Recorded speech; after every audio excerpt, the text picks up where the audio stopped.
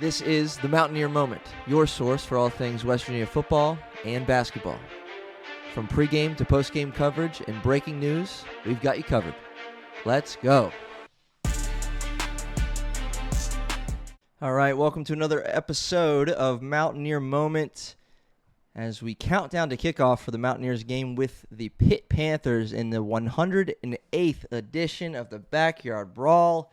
And super excited for this one. Should be an electric atmosphere at Mountaineer Field. And this is just going to be a quick episode, as we've done for the previous 2 weeks, with some fun over-under numbers to watch for in the Week 3 matchup with Pitt, as the countdown to kickoff again is officially on. This is Mountaineer Moment, your source for all things West Virginia football and basketball.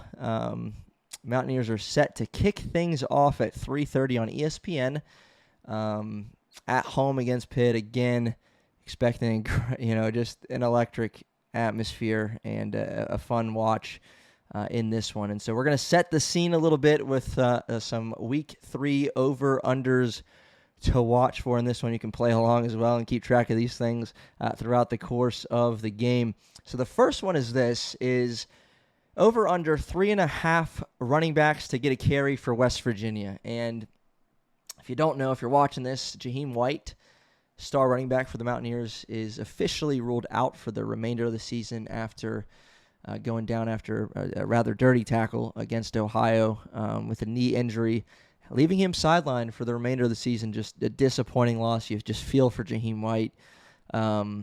But now, and we covered that in a previous episode. If you haven't watched it, you can get a little more detailed look at West Virginia and Jaheim White and the running back situation now. But as we look forward to Pitt, knowing that Jaheim's not on the field, in that heartbreaking news, what's this running back room look like now? You lost Jalen Knighton to academic eligibility before the season even started. He was pretty sure going to be the number 2. So now it's September 8th when you get the news that your number 1 running back, your star running back, is done. You lost your number 2 before the season started. You have Ty Edwards, the transfer from Northern Iowa, who had 1,000 yards last season, who is still obviously adapting to being eligible. He was one of those 4 Mountaineers who sued the NCAA over eligibility, and we've seen him in uniform, but just not a whole lot of field time. Has not received a carry yet. Look for that to change, hopefully, on Saturday against Pitt. But you have Ty Edwards. You have Dior Hubbard, who hasn't gotten a carry yet either, though he's been suited up as well. You have Sincere Bowers and Clay Ash, who have both gotten a few carries. Sincere Bowers found the end zone in Week 1 against Robert Morris. Clay Ash was the Mountaineer that was mostly on the field after Jaheim White went down against Ohio. He wasn't able to do anything with his carries, but Mountaineer offense wasn't able to do anything with anything that they did. So can't really blame Ash for that, because if you blame him, you got to blame everybody, because it was that ugly. But we're setting the line here at 3.5, and the reason for that is obviously because if they go over, that would mean that all 4 of these guys are going to get action. And I'm going to have fun and say I'm going to take the over, because I fully believe that Ty Edwards is going to get some carries this week. I'd like to think that he's ready to go. Dior Hubbard, I think we'll see him get some carries, and the other 2 have already gotten carries so far this season, so I don't see a reason to think that they won it. So that's my logic, and part of me is just wanting to see this hit over, because obviously what happened after Jaheim went down with Clay Ash getting a few carries and Sincere Bowers getting 1 carry, I think. I mean, it didn't work. Nothing worked. And, Rich has been pretty adamant about wanting to play a lot of guys this season. Well, now let's put your money where your mouth is, coach, right? Like, let's see what happens and let these guys get the field and let's see what they can do behind an offensive line where obviously there's a lot of question marks there. And we've talked about that. We'll continue to talk about that as we go through more previews of the matchup with the Pitt Panthers. But let's take the over here. I expect all hands on deck. Coming after Week 2, you're depleted, you're defeated, and it's time to see these guys and see what they can do.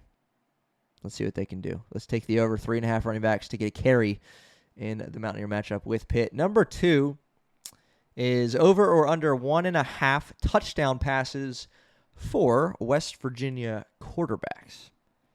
West Virginia quarterbacks. So we say it that way because the quarterback situation is now back to like where we don't really know what's going on. Nico had such a strong performance in week 1, but the offense was so bad in week 2, and it wasn't just Nico.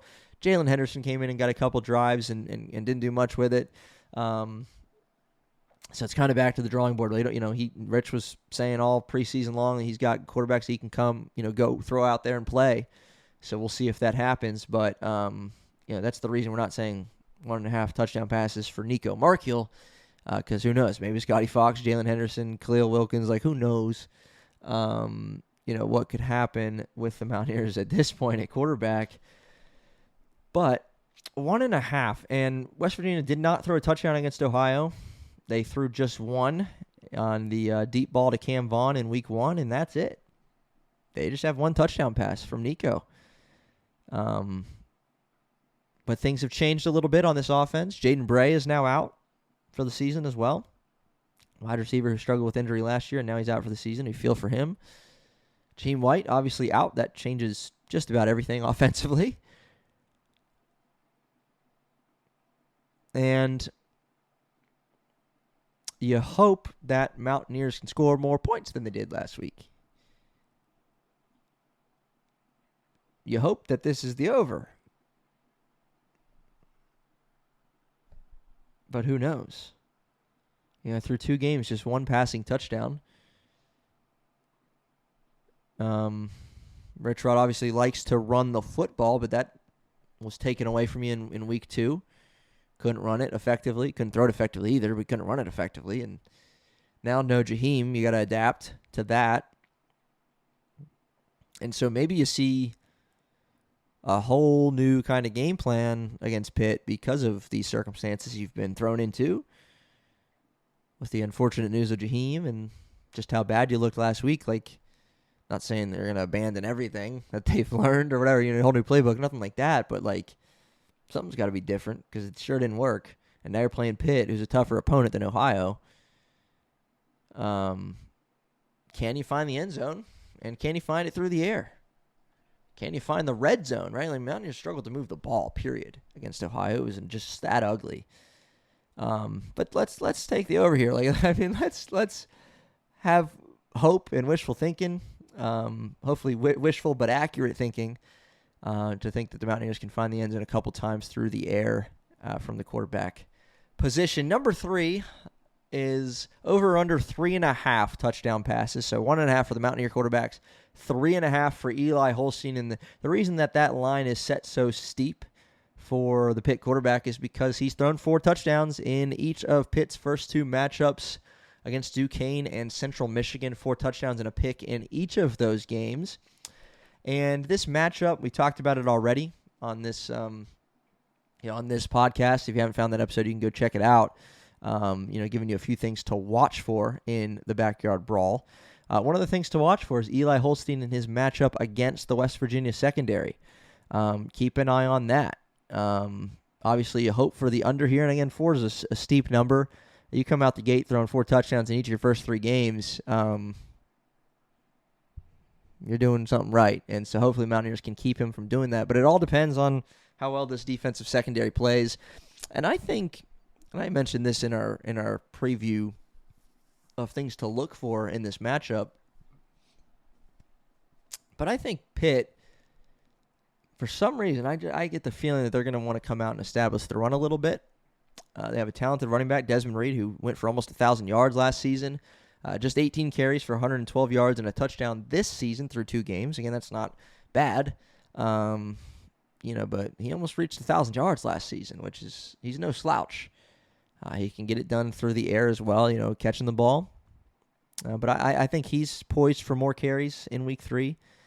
Look for Pitt to try and get the ground game going. And, we could very well see it, if Pitt scores 35 points, 5 touchdowns, we could see Eli hit the under for 3 touchdowns and Pitt find pay dirt on the ground twice. So I would say take the under here with number 3, 3.5 touchdowns for Eli Holstein As a Mountaineer fan, I'm hoping for the under, right? If that's all the context we have about the game, let's go for the under.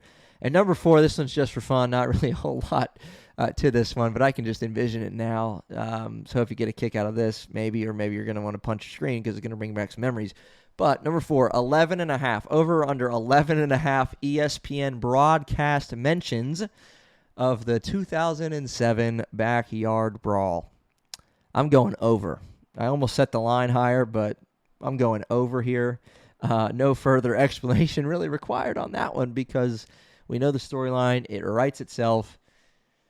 2007, Rich Rod's last game as Mountaineer head coach. Pitt gets the upset. We know the story. Rich Rod leaves for Michigan, and now the prodigal son has returned. He is now the head coach of the Mountaineers again, 17-plus years later. But I think that will be a hot topic discussion during the ESPN broadcast, whether it's through highlights or just mentions. Rich Rod's last game was back in 2007, and that happened to be against these Pitt Panthers, and so on. So ESPN just does that with major storylines, and this is a tremendously big storyline.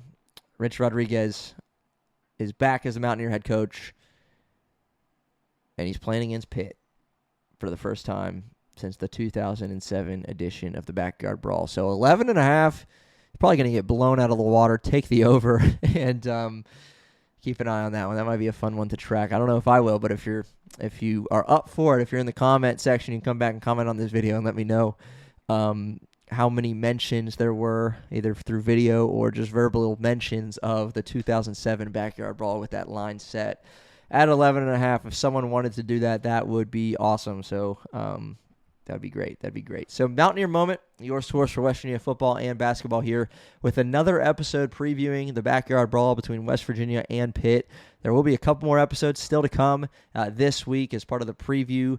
Get ready for game day coverage through this podcast on YouTube, Apple Podcasts, and Spotify. Subscribe so you can know when those new episodes are dropping. And then, of course, after the game, post-game coverage and analysis about the Backyard Brawl, the 108th Backyard Brawl. And we've got you covered here on Mountaineer Moment. We'll see you next time. Let's go Mountaineers.